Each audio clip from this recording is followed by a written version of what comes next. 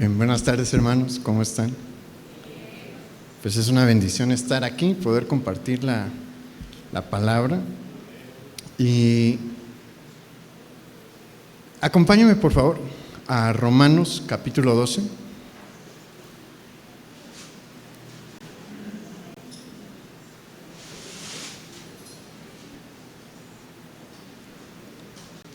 Versículo 1.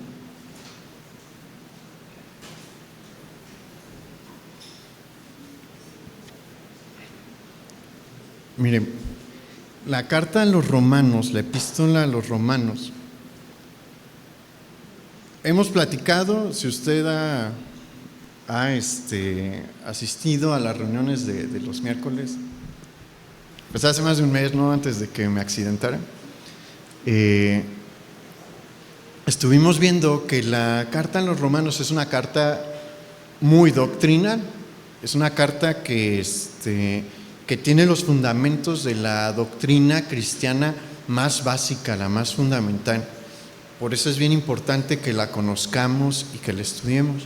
Pero no solamente se va a abordar doctrina dentro de la carta a los romanos, hay una parte práctica también. ¿Por qué? Porque la vida cristiana es doctrinal, sí, pero es práctica. También debemos de llevar una vida práctica. ¿Cuál es más importante? Las dos son igual de importantes. Tanto la doctrina como la práctica son de suma importancia para el creyente. Entonces el mensaje del día de hoy se titula La vida que Dios espera del creyente. Y pues el título del mensaje nos dice mucho, ¿no? Dios espera una vida de usted, sí. Un cierto estilo de vida de usted, sí, claro que sí. Dios no nos salvó para que sigamos viviendo igual. Dios no nos salvó para que vivamos como queremos. Y ese es uno de los mayores conflictos que tiende a presentarse en la vida de las personas que van iniciando en la fe. Porque hay quienes quieren vivir igual que como vivían antes de ser rescatados por el Señor Jesús, y no se puede. No es algo que Dios permita. En esto ocupo ser claro, no es algo que Dios permita, no es algo que de lo que Dios se agrade, y tampoco es algo que Dios pase por alto, ¿no? Nuestra vida tiene que cambiar. ¿Por qué? Porque Dios espera que sus hijos vivan de una manera específica. Y vamos a empezar a ver qué es lo que dice el apóstol Pablo respecto a esto. Romanos capítulo 12, versículo 1 dice: Así que, hermanos, os ruego por las misericordias de Dios que presentéis vuestros cuerpos en sacrificio vivo, santo, agradable a Dios, que es vuestro culto racional. Y aquí Pablo empieza a señalar algo que es necesario en todo creyente y que va a ser un distintivo de un verdadero creyente. ¿Se puede reconocer quién tiene una fe genuina y quién no? Sí. ¿Cómo? A través de cómo viven, a través de la vida que proyectan. El Señor genera cambios en nuestro corazón que se notan al instante. Hay otras cosas que requieren de mayor tiempo, ¿no? Que requieren de trabajo por parte del Señor, pero hay cosas que inmediatamente se van a notar.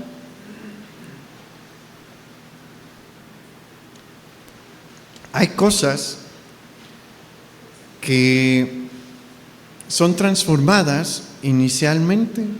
¿Por qué? Porque, como le digo, el cristiano, la vida del Espíritu se muestra, no es algo que esté escondido. ¿Se acuerda que el Señor dijo que una luz no se coloca debajo de un almud? ¿Por qué? Porque no tiene sentido. A alguien se le hace que tiene mucho sentido lógico agarrar una lámpara y meterla al closet y dejar que todo el cuarto... No, ¿verdad? No tiene lógica hacer una reacción así. No tiene lógica seguir viviendo igual una vez que el Señor nos ha salvado. Y bueno, el apóstol Pablo señala en el versículo que acabamos de leer que es necesario que el verdadero creyente presente su cuerpo en sacrificio vivo delante de Dios. Y esto tiene un profundo significado. No se está haciendo referencia a un sacrificio humano, sino a llevar una vida que refrena sus pasiones pecaminosas. Mire, Dios nos salva, sí, pero no, nuestro cuerpo no deja de funcionar de una manera normal. ¿Y tenemos impulsos pecaminosos? Sí, varios, de distintos tipos, ¿no? Y cuando el apóstol Pablo señala que debemos de presentar nuestros cuerpos como un sacrificio vivo, está diciéndonos, tienen que llevar una vida en la que refrenan sus impulsos pecaminosos. Y hay unos que son bien sencillos, ¿no? Pero que son parte a veces de la vida cotidiana de muchas personas. ¿Qué hace cuando a alguien se le cierra en el tráfico?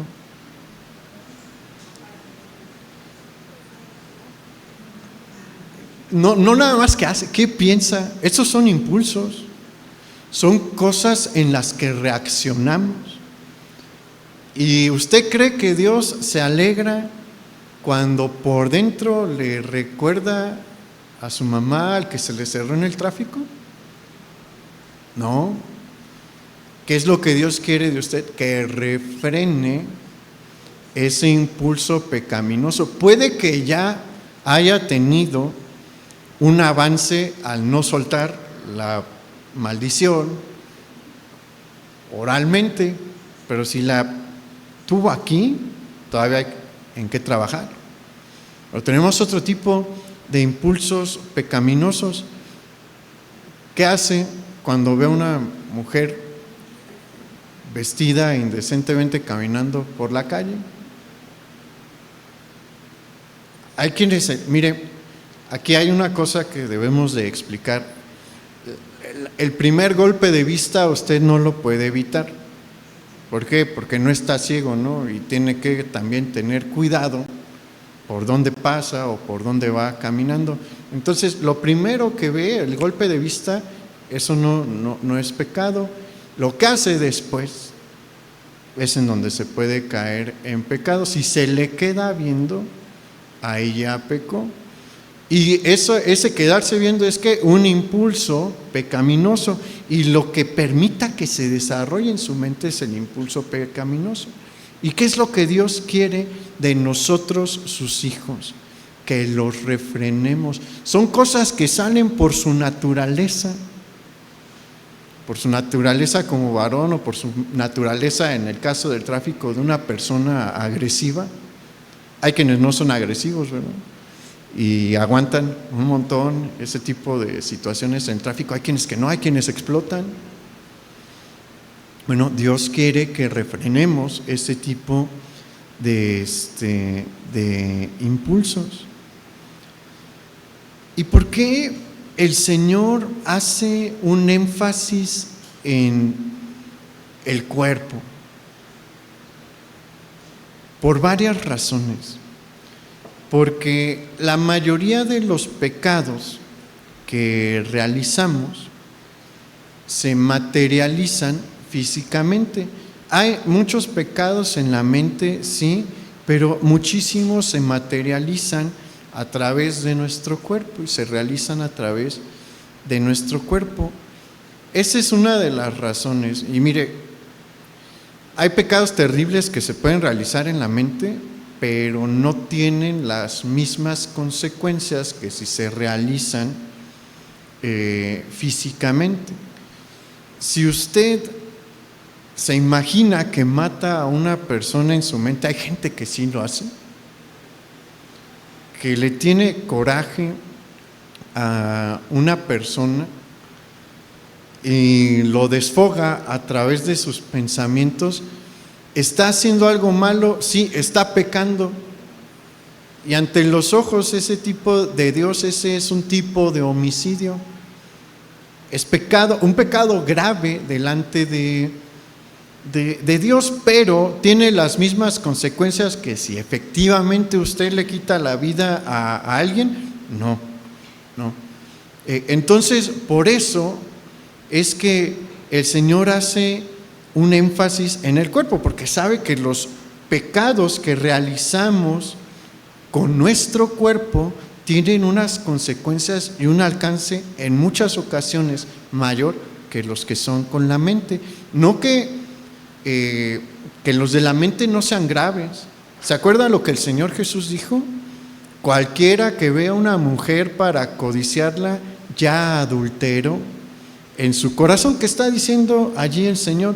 Okay, existe el pecado de adulterio físico, pero ante mis ojos, los ojos de Dios. Si ustedes tienen ese tipo de pensamientos con una jovencita, con una mujer que ustedes vean afuera, están cometiendo un pecado de adulterio. Entonces, debemos de dimensionar que para Dios los pecados de la mente son sumamente graves, pero no tienen las mismas consecuencias que un pecado material. Entonces, esa es una de las razones. Segunda razón por la que el Señor hace un énfasis sobre el cuerpo y por qué quiere que le entreguemos nuestro cuerpo como sacrificio vivo. Porque el enemigo puede utilizar nuestro cuerpo para hacernos caer de una manera distinta a que si nos ataca únicamente mentalmente. Yo no sé qué tipo de persona sea usted.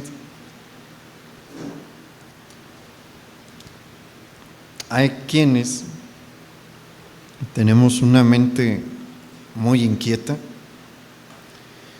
y, por ejemplo, a mí sí le puedo confesar que a mí me atacan mucho por mis pensamientos. En mi mente es una de las áreas donde yo tengo mis batallas, ¿no? Pero distingo mucho la diferencia entre cuando se me tienta con algo físico a algo mental. Las tentaciones a través del cuerpo tienen una intensidad muy distinta. Cuando el enemigo puede atacarnos a través de nuestros instintos, nosotros estamos en una condición más vulnerable. ¿Por qué? Porque los impulsos físicos se sienten muy reales. Las cosas aquí en la mente uno dice es que esto no es como real, ¿no? Esto no está, esto nada más está aquí. Pero ¿ha tenido hambre? ¿El hambre es real? Sí, ¿no? Y el hambre hace hacer a personas barbaridades a veces, sí. Muy probablemente no le van a atacar a través del hambre. Usted sabe cuáles son los impulsos que el enemigo puede explotar a través de su cuerpo, y son pues verdaderamente intensos y lo pueden llevar a cometer pecados atroces, sí. Es por eso que el Señor nos llama a someter esto. Mire, una cosa que debe de tener también en cuenta: si usted cree que va a poder dominarse a usted mismo y los impulsos físicos que tiene en su propia fuerza, está perdiendo ya la batalla. ¿Por qué? Porque no podemos. Requerimos la ayuda del Espíritu Santo. ¿Sabe que hay una palabra que a nosotros como mexicanos nos cuesta un montón de trabajo? La palabra es disciplina. No solamente a los mexicanos, la mayoría de los pueblos latinos no somos disciplinados. Y eso nos trae muchos problemas, porque en la vida espiritual también. ¿Por qué? Porque hay disciplinas espirituales que nos ayudan a fortalecernos, pero si nosotros no las practicamos, vamos a estar débiles. ¿Cuáles son las disciplinas espirituales más importantes? La lectura de la palabra y la oración diaria. Y no me refiero a cuando usted da gracias por los alimentos, dé gracias por los alimentos, está muy bien, pero ahí usted no se está fortaleciendo. Me refiero al tiempo que usted le dedica todos los días exclusivamente a Dios para platicar con Él, no para pedirle el carro que quiere o el aumento que quiere, no, para estar en comunicación con Él. Y pregúntese, ¿cuánto tiempo le dedico al día solo a Dios? ¿Cuánto leo de la palabra al día? Esas son disciplinas espirituales. Es lo único que le va a fortalecer. Venir aquí le fortalece, sí, pero viene una vez a la semana. Si usted corre una vez a la semana 40 minutos, nunca va a tener una buena condición física, jamás. Porque para tener una condición física buena, uno necesita ejercitarse todos los días, la verdad. Uno se puede dar una pausa ahí de vez en cuando, pero la condición física se pierde rapidísimo. Es igual en el ámbito espiritual. La única manera en la que el Espíritu Santo le va a fortalecer para vencer sus batallas y para poder ofrecer su cuerpo en sacrificio vivo y poder refrenar sus impulsos pecaminosos que tiene, porque todos los tenemos, es si usted se disciplina y pasa tiempo con Él y le escucha a través de la lectura de la palabra y de la oración. De ninguna otra manera lo va a lograr. Y en este versículo que leímos, en el versículo 1, hay una frase bien interesante al final. Dice, que es vuestro culto racional. ¿Qué significa esta frase? Significa que, acuérdense que estamos hablando del presentarnos como sacrificios vivos delante de nuestro Dios. Bueno, significa que ofrecernos delante de Dios como un sacrificio vivo este acto es realizado con plena conciencia y razón, es decir, que en uso de todas nuestras facultades mentales, nosotros nos rendimos al Señor. Mire, la vida cristiana es una vida muy activa y eso es algo que también nos cuesta trabajo entender. Frecuentemente queremos o pensamos que Dios hace todo y Él hace lo más difícil, sí, pero no hace todo. Hay cosas que nos toca hacer a nosotros. Hay gente que dice, Señor, quiero, como ahorita hablamos, ¿no?, de leer la Biblia, quiero empezar a leer la Biblia, y creen que con pedirle a Dios que les ayude a leer la Biblia, ya la van a hacer, ¿no?, que Dios los va a tomar y los va a sentar al lado del sillón, al lado de la lámpara, y va a abrir la Biblia para que ellos empiecen a leer. No funciona así, eso nunca jamás va a pasar. Si uno, ¿qué es lo que tenemos? Uno es el que tiene que decir, de esta hora a esta hora voy a leer. Dios, ayúdame a que no tenga estorbos. Ahí Dios sí ayuda.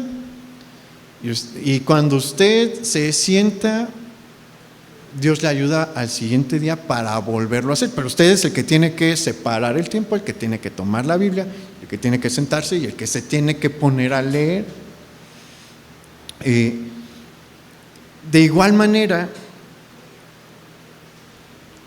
en las cosas que con las que nosotros le batallamos, necesitamos rendírselas al Señor. ¿Y a qué me refiero con esto de rendirnos?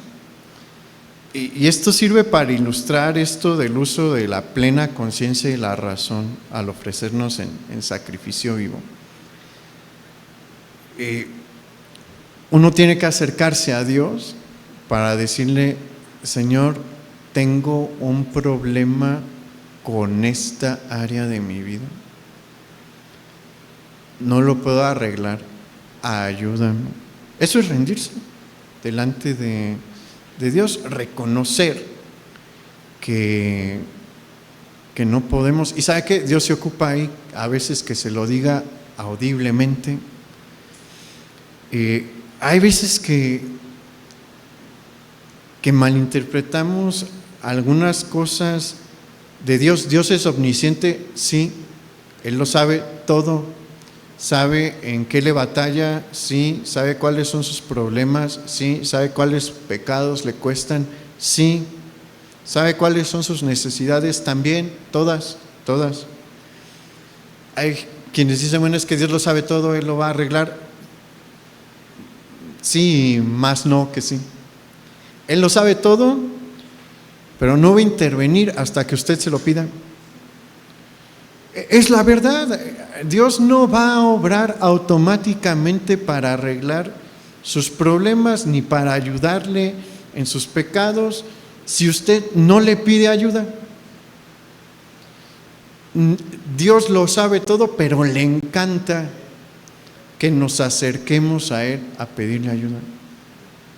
¿Por qué? Porque ahí reconocemos nuestra debilidad, ahí reconocemos que no somos autosuficientes. ¿Sabe que una de las cosas que más le molesta a Dios es la soberbia y que la autosuficiencia es una manifestación de soberbia? Por eso es que Dios pide estas cosas de nosotros, nos pide, necesitan entregarse a mí con todo su ser y con toda su mente. Deben de estar conscientes de lo que me están diciendo y de lo que me están pidiendo y de lo que me están entregando. Bien, vamos a continuar. Vamos allá al versículo 2 en Romanos capítulo 12.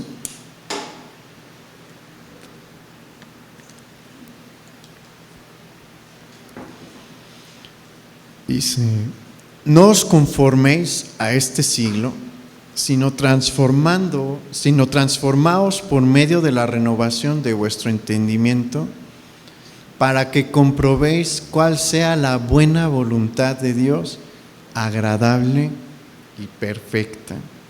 Y aquí el Espíritu Santo, a través del apóstol Pablo, nos está haciendo dos llamados, si usted está tomando nota, dos llamados importantes.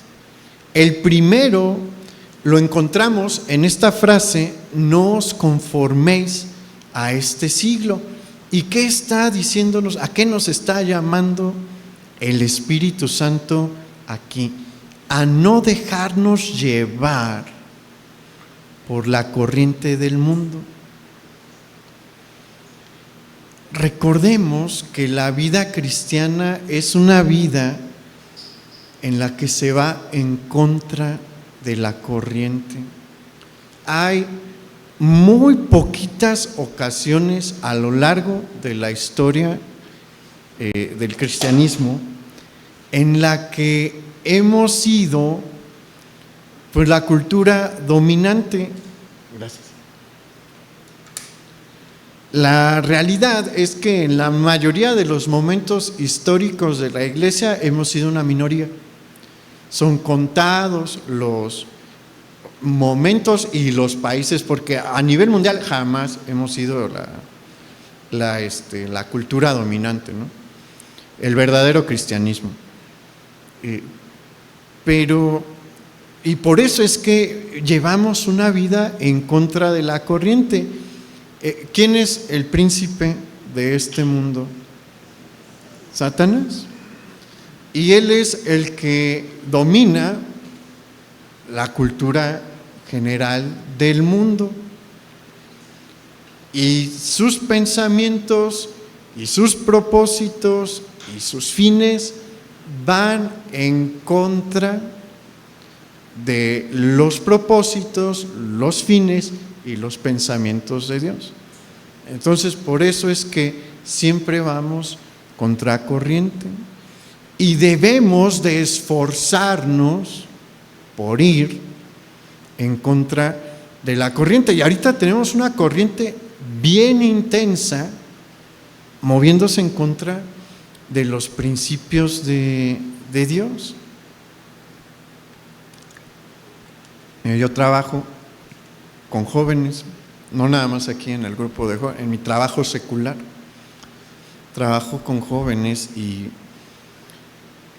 universitarios y del último año de preparatoria, y me sorprende cómo en los últimos 4 años veo a los jóvenes que van a pasar a la universidad o que están iniciando en la universidad a hacer suyos tantos principios que van en contra de Dios, de lo que establece Dios.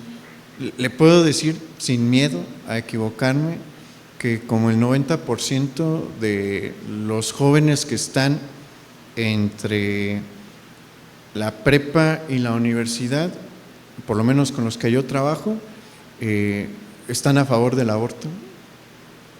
Le puedo decir sin miedo a equivocarme que como el 80% están a favor del matrimonio homosexual.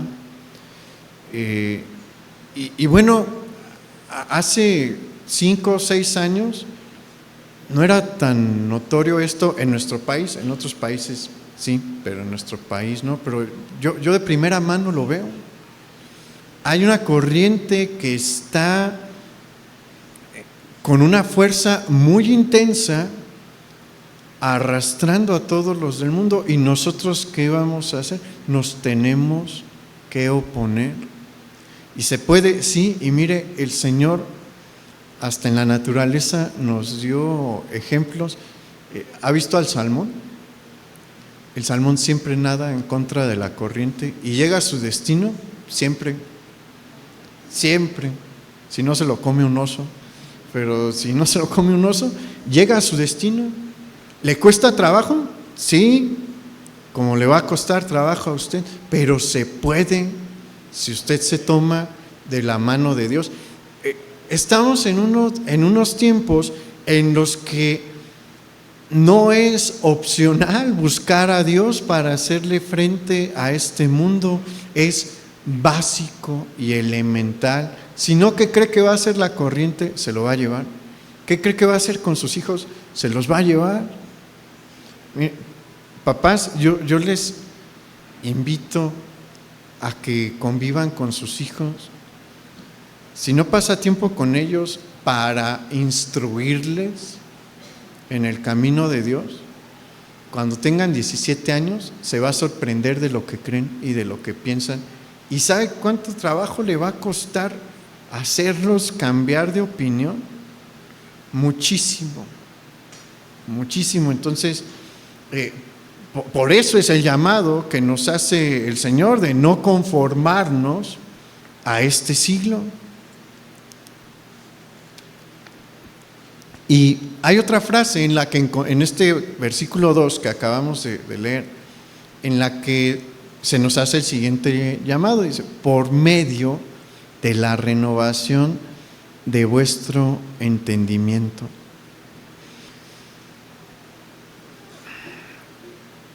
Es bien importante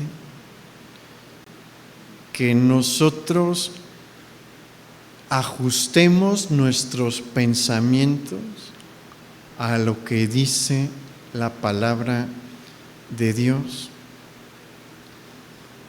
Por dos motivos.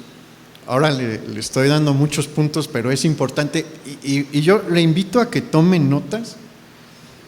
El domingo pasado fue el primero que pude regresar y no traía con qué anotar, pues porque está difícil malabarear las cosas, pero usted no está como yo ahorita y sí puede tomar notas.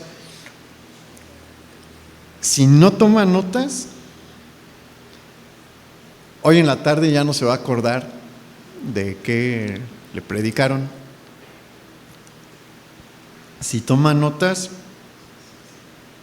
puede que el miércoles todavía se acuerde de algo. Si no le da una repasada, para el próximo domingo no se va a acordar, pero pues está peor, ¿no? Si no toma nota, ¿qué va a repasar, no? Es importante que tomemos notas. Son ejercicios mentales y es importante este tipo de ejercicios mentales, sí, porque tenemos que renovar nuestra mente y ajustarla a los pensamientos del Señor. Y le decía, por dos causas. La primera es que cuando nos convertimos, generalmente venimos arrastrando pues todos los pensamientos de nuestro contexto.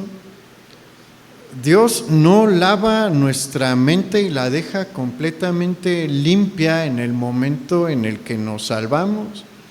No somos máquinas, no somos computadoras, no nos formatea el Señor.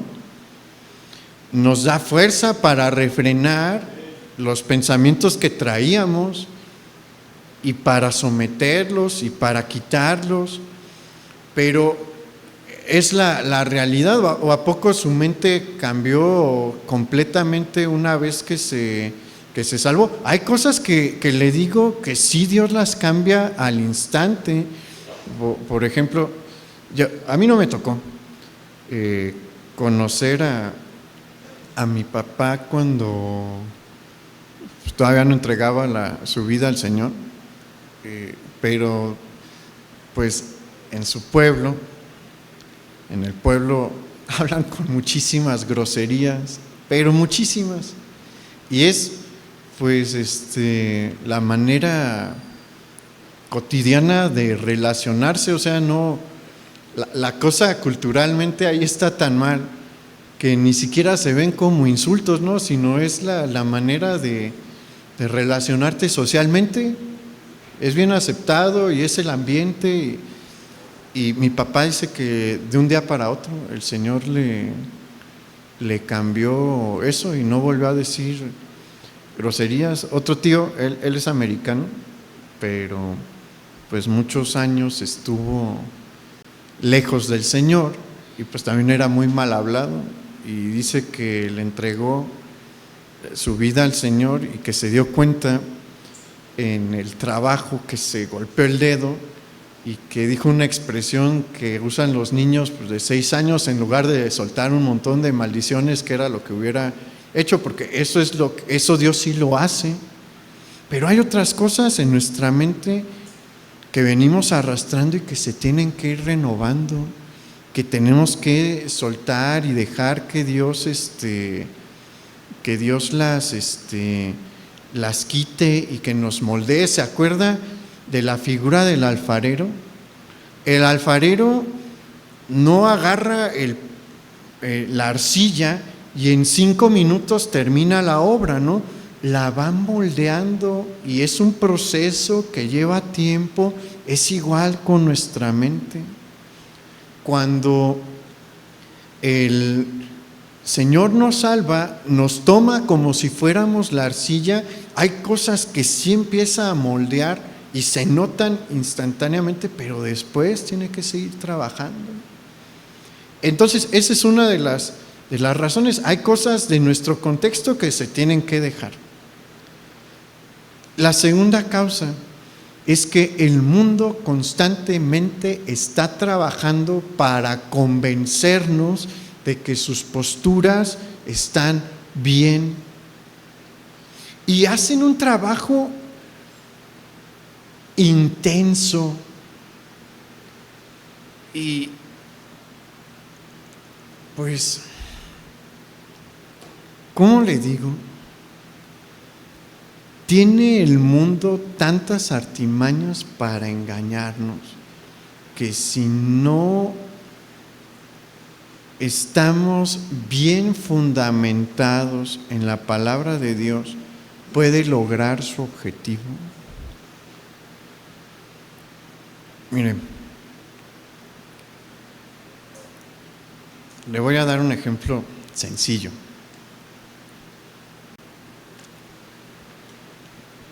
Los movimientos abortistas tienen como un script, como un guión, aquí y en todos lados. Es el mismo patrón y nos dicen que, y luego aparecen médicos, ¿no? Porque en los medios de comunicación diciendo que hay cientos de mujeres, cientos de miles de mujeres o decenas de miles, dependiendo de cuánta sazón le quieren echar a su intervención, nos pueden decir que cientos de miles o decenas de miles de mujeres que mueren, por decir aquí en México, al año,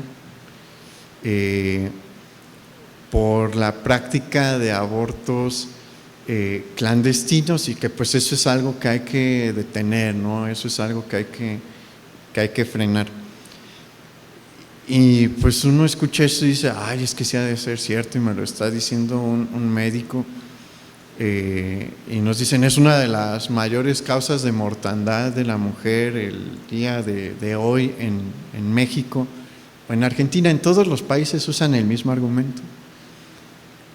Hay un error lógico muy fuerte allí. ¿Cómo llevan el conteo si son clandestinos los abortos? ¿De dónde sacan los números, no? ¿De dónde sacan los datos? Pero no lo pueden hacer, o sea, por la misma naturaleza de que son clandestinos, no se pueden contabilizar. ¿Usted cree que antes, no sé si usted se dio cuenta, pero platicaba con mi papá, ya estamos en medio proceso electoral, ¿no? Ya van a empezar las cosas ahora sí bien. Y pues seguramente usted se dio cuenta que en esta semana se definió quién es la candidata para uno de los partidos más importantes, ¿no?, que van a estar en la contienda electoral. Y fue un espectáculo. ¿Sabe que al mismo tiempo la Suprema Corte de Justicia estaba emitiendo una resolución referente al aborto? Pero a la mayoría, la mayoría no supo. Es una decisión importantísima. ¿Usted cree que hacen este tipo de cosas, que eligen este tipo de fechas nada más porque sí? No. Este tipo de cosas son calculadas. Y a veces nosotros de verdad estamos tan dormidos y nos dejamos engañar tan fácil. ¿Por qué? Porque nuestra mente no está despierta, y aparte de que no está despierta, no está afianzada en los principios de la palabra de Dios. Si usted estudia el mandamiento, ¿cuál es el primer mandamiento después de honra a tu padre y a tu madre? No matarás. Y esa expresión de no matarás refiere a privar de la vida a cualquier ser humano en cualquiera de sus etapas. Es una prohibición total de tomar una vida humana. el que da la vida es Dios, el único que la puede tomar es Él. Y de ahí mire, hay gente que cree que el cristianismo no es una religión, una fe racional, y están en el mayor de los errores, pero es que, como le digo, no estamos afianzados en nuestra fe, no conocemos bien nuestra fe, y eso nos deja en una situación vulnerable. Varios de los mejores filósofos de la historia de la humanidad fueron creyentes, y creyentes verdaderamente comprometidos, contemporáneos y de la antigüedad. Yo no soy fan de San Agustín de Hipona, pero él es uno de los filósofos más importantes de la historia de la humanidad, y yo pongo entre comillas que era cristiano, pero bueno, digamos que era cristiano, ¿no? Scotus, uno de los filósofos más importantes del medievo, también es cristiano. Anselmo igual era cristiano. Más reciente, Leibniz, una de las mentes más brillantes que ha conocido la humanidad, cristiano protestante, uno de los filósofos más importantes. Entonces, no somos una fe irracional, pero ¿sabe qué? Para conocer bien nuestra fe se requiere de esfuerzo. Para renovar nuestra mente con el objeto de poder enfrentarnos a la corriente del mundo, se requiere esfuerzo, se requiere invertirle tiempo, y es algo que a veces no estamos dispuestos a hacer. ¿Y qué sucede? Le estamos fallando a Dios cuando no estamos dispuestos a invertirle tiempo. Mire, el cristianismo no es nada más de venir a sentarse.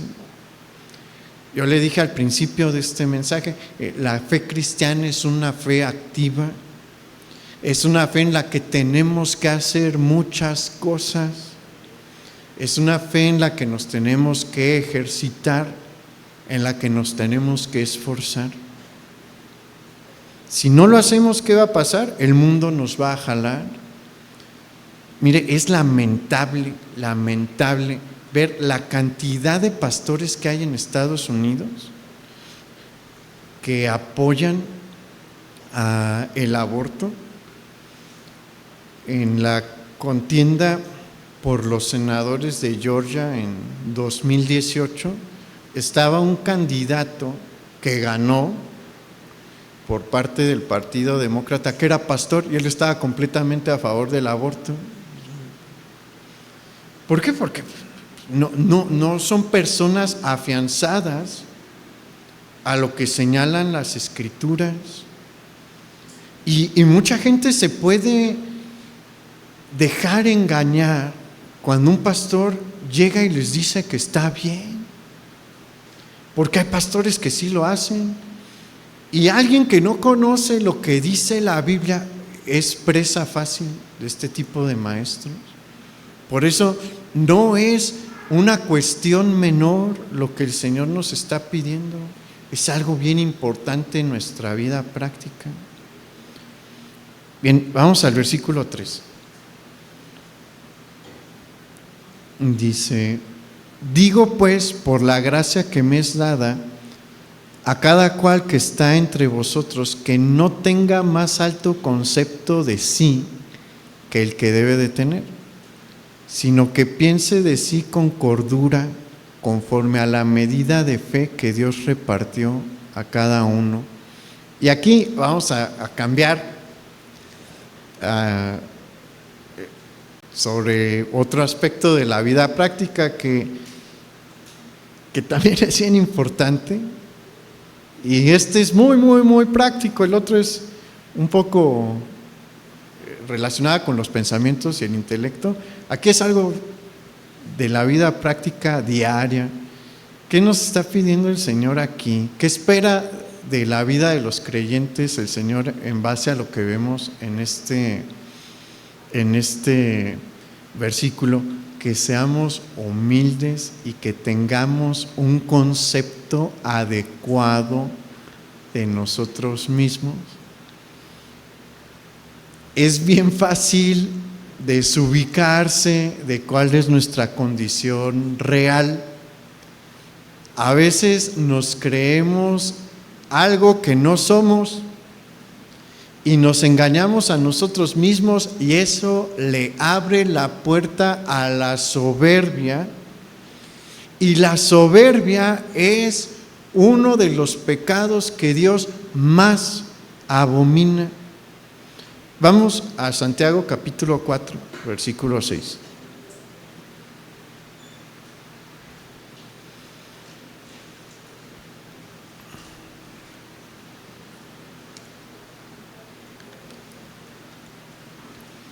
Santiago 4, versículo 6 dice: pero Él da mayor gracia, porque esto dice: Dios resiste a los soberbios y da gracia a los humildes.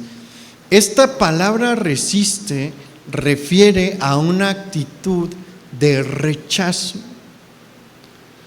Refiere a alguien que se detiene y que se hace a un lado, a alguien a quien no se le permite pasar.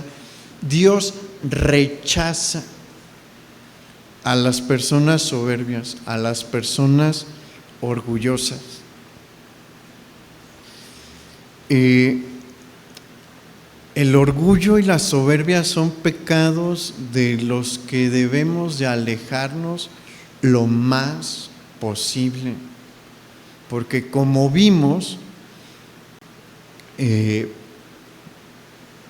Dios automáticamente rechaza a alguien soberbio, pero también la soberbia y el no tener una sana concepción de nuestra condición nos puede llevar a la ruina total. Y le voy a mostrar un ejemplo clarísimo que tiene la Biblia sobre esta situación de alguien que tuvo un concepto de sí mismo más alto que el que debía de tener, y es el rey Amasías de Judá.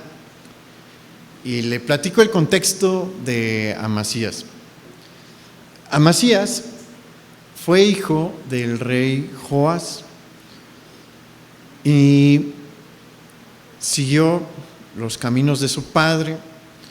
Joás fue rescatado por Dios para que no muriera en el exterminio de Atalía. Cuando Atalía usurpa el trono de Judá, busca arrasar y destruir la línea de David, y casi lo logra, pero Dios guardó la vida de Joás. Y el sacerdote Joiada lo protegió, lo escondió, y en el tiempo propicio lo presenta al pueblo, y el pueblo reconoce que es descendiente de David, lo nombran rey, acaban con Atalía. Y mientras el sacerdote Joiada guardó y vivió, Joás anduvo bajo los caminos de Dios. Pero cuando muere el sumo sacerdote, Joás se deja influenciar por los nobles de Judá y permite que entre la idolatría nuevamente a Judá. Y Dios manda a los sirios para que con un ejército pequeño acaben con todo el ejército de Judá, o con una buena parte. Esa derrota trajo tanta molestia a los líderes de Israel que conspiraron para matar a Joás, y lo lograron. Y sube al trono Amasías. Y durante un tiempo Amasías también pues sirvió bien a Dios, y sale a la guerra contra los hijos de Edom con un ejército pequeño, y derrota a los hijos de Edom, que tenían un ejército superior, pero llega a Seir, a un lugar llamado Seir, y adopta a los dioses de este lugar, inexplicablemente. Y Dios fue paciente con Amasías y le envía un profeta y le dice: oye, estás pecando, deja estos ídolos y corrige tu camino. A Amasías no le importa. Ya dejó que el orgullo entrara en su corazón, y el orgullo le llevó a tener una concepción de sí mismo que no era adecuada con la realidad. La victoria sobre Edom, sobre este ejército mayor a ellos, ¿quién se la había dado? Dios. Pero Amasías creyó que fue él, que él fue un gran estratega. Y pues raya en la locura, porque le manda mensajeros al rey del norte, al rey de Israel, y le dice: pues vamos a pelear, acompáñame a Segunda de Crónicas. No, mejor yo se lo leo porque ya casi se nos acaba el tiempo. Dice: y Amasías, rey de Judá, después de tomar consejo, envió a decir a Joás, hijo de Joacás, hijo de Jehú, rey de Israel: ven y veámonos cara a cara. Entonces Joás, rey de Israel, envió a decir a Amasías, rey de Judá: el cardo que estaba en el Líbano envió al cedro que estaba en el Líbano, diciendo: da tu hija a mi hijo por mujer. Y he aquí que las fieras que están en el Líbano pasaron y hollaron el cardo. Tú dices: he aquí he derrotado a Edom, y tu corazón se enaltece para gloriarte. Quédate en tu casa. ¿Para qué provocas un mal en que puedas caer tú y Judá contigo? Joacás, rey de Israel, rey del reino del norte, pues hasta fue buena onda con Amasías, porque recibe este mensajero y le manda a través de una parábola decir: mira, llévatela tranquila. Amasías se cree el mejor de los guerreros y no sabe que se está metiendo con alguien contra quien no puede. La situación del reino del norte y de Judá son diametralmente opuestas.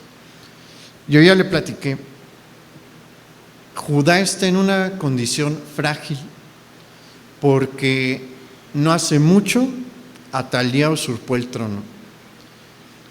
Joás cometió un grave error al dejar a Dios, y él logró, con el paso de los años, consolidar un ejército poderoso, pero Dios le manda una lección y los sirios diezman a este ejército poderoso, y ese ejército diezmado es el que hereda Amasías. Amasías, y bueno, su papá fue asesinado por una conspiración. Entonces la situación política y militar en Judá es muy frágil. Recibieron esta victoria sobre Edom por la mano de Dios. La condición en el reino del norte es el opuesto, porque Joacás es hijo de Jehú. Jehú fue el siervo usado por Dios para acabar por completo con el culto a Baal y a Asera. Dios fortaleció militarmente al reino del norte a través de Jehú, y se convierten en una fuerza de la región, en una fuerza militar. La situación política es estable. Joacás hereda una corona estable, una situación política estable y un ejército poderoso.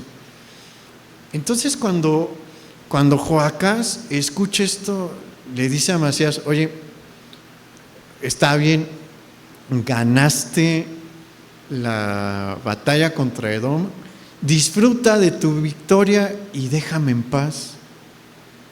Yo no tengo pleito contigo, disfruta tu victoria, haz tu vida, yo hago la mía aquí arriba y ya. ¿Y qué cree que hizo Amasías? Él ya había perdido la noción de quién era y se veía como algo que no se ajustaba con su realidad. Entonces, ¿qué hizo? Salió a la guerra, realiza un acto de provocación de guerra, y Joacás dice: pues si no quieres entender, yo tampoco te voy a dejar, ¿no? que me ofendas. Y pelean. ¿Y qué cree que sucedió? Fácilmente le gana Joacás y captura a Amasías, no lo mata, lo captura, se lo lleva a Jerusalén. Enfrente de él derriba como 200 metros del muro de Jerusalén, saquea todo el tesoro real, saquea todo el tesoro de la casa del templo de Dios y se va para que aprendiera la lección. ¿Quiere que le dé Dios una sacudida así? Por eso es bien importante que nos ubiquemos en nuestra realidad y que seamos humildes. Dios no nos pide la humildad nada más porque sí, es un requisito para ser aceptado por Él.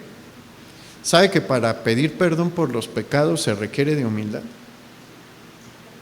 Para reconocer que uno pecó, se requiere de humildad.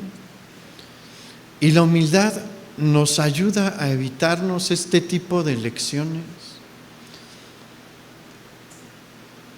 Sea como Amasías, y Dios, si es su hijo, si usted es hijo de Dios, le va a dar una lección. ¿Cómo cree que quedó el reino de Judá y el prestigio de Amasías? Por los suelos. Yo no le recomiendo que se quede así. Vamos a terminar, vamos a Romanos 12, donde estábamos.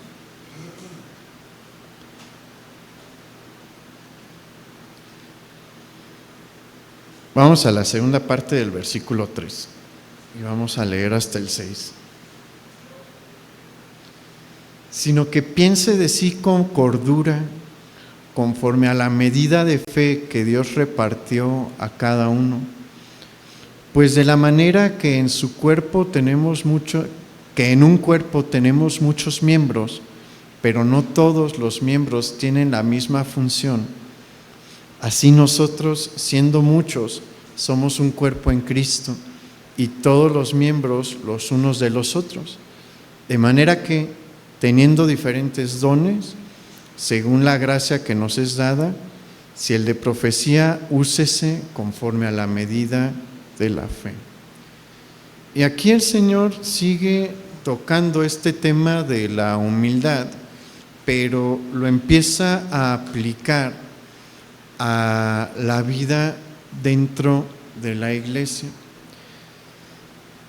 Es importante, como dice la segunda parte del versículo 3, que tengamos cordura sobre nosotros mismos dentro de la iglesia, porque somos un cuerpo. Y cuando somos humildes, cuando todos somos humildes, el cuerpo de Cristo crece de manera uniforme y de una forma funcional. Cuando hay una iglesia humilde, la iglesia se desarrolla, la iglesia crece. Pero cuando entre los miembros de la iglesia hay orgullo y se tiene una mala concepción de la persona, como en el caso de Amasías,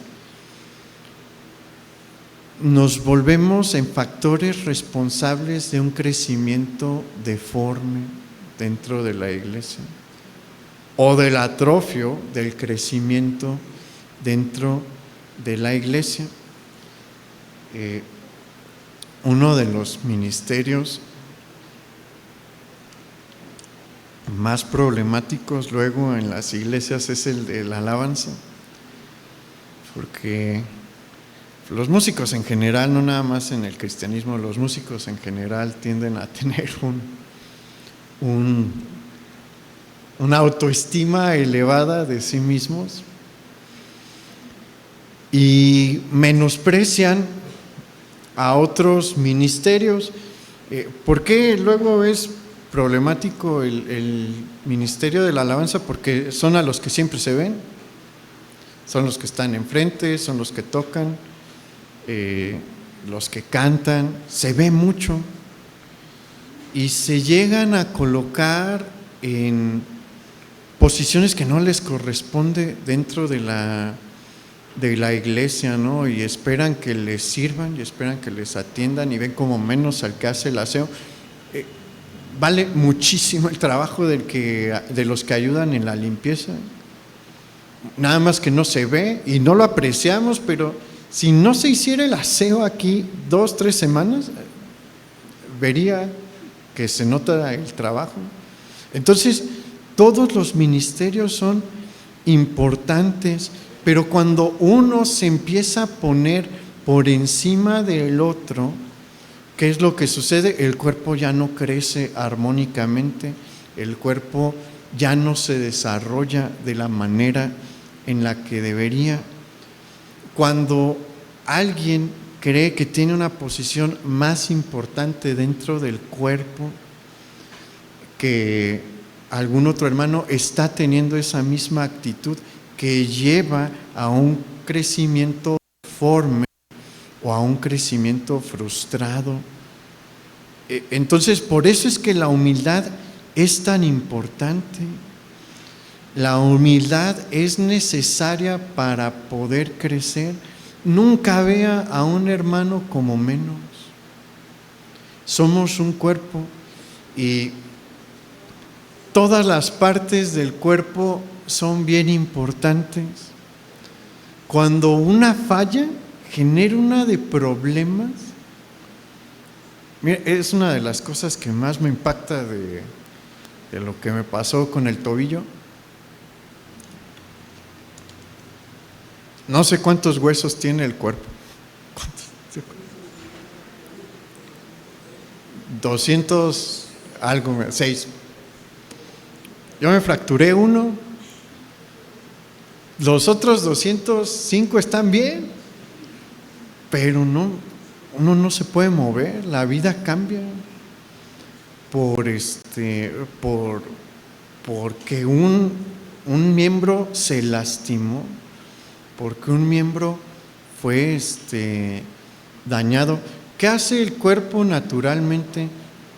Le echa la mano a la parte herida, a la parte lastimada, no la golpea. Por instinto uno evita seguirse lastimando, pero a veces como cuerpo de Cristo no funcionamos así. Al que vemos herido le damos más duro.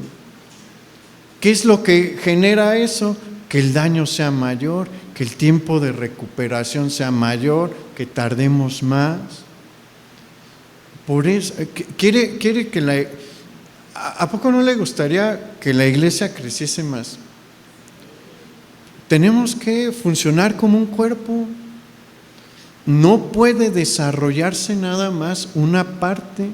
Tenemos que trabajar todos en conjunto en todas las áreas. Hay muchas áreas. Está el área del servicio, está el área de la administración, el área económica. Todas esas áreas se tienen que trabajar y tenemos que trabajarlas como un cuerpo. Hay gente que dice, no, es que yo sé mucho ¿Cómo voy a ayudar? Mire, yo no vine cuando hubo el viernes y sábado de limpieza porque me acababan de operar y pues no podía venir.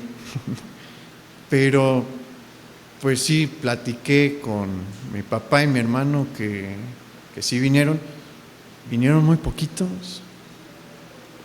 Y hay gente que dice: es que yo no tengo tiempo para esas cosas, o yo no estoy para esas cosas. ¿Qué nos muestra esto? Que estamos poniéndonos en una condición. Le voy a compartir algo que he aprendido en este tiempo. Servir a Dios es un privilegio y no siempre se puede.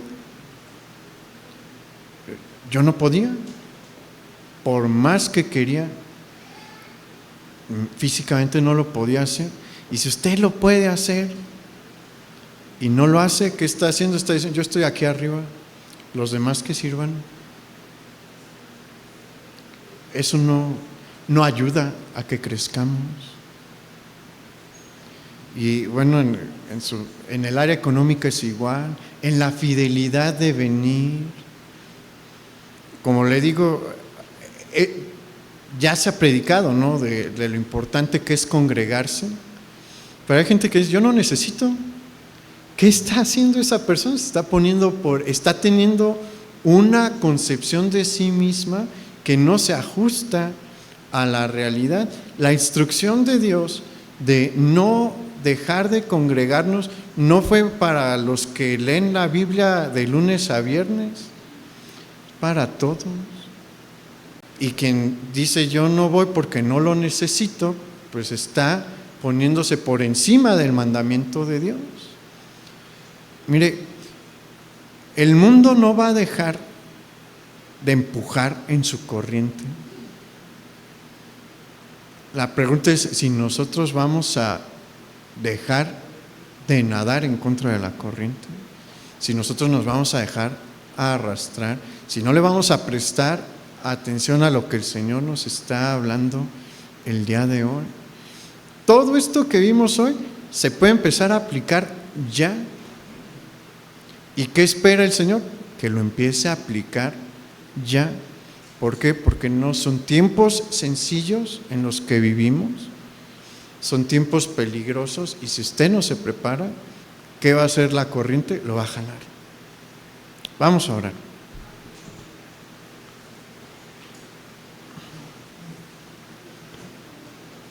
Bendito Padre, muchas gracias,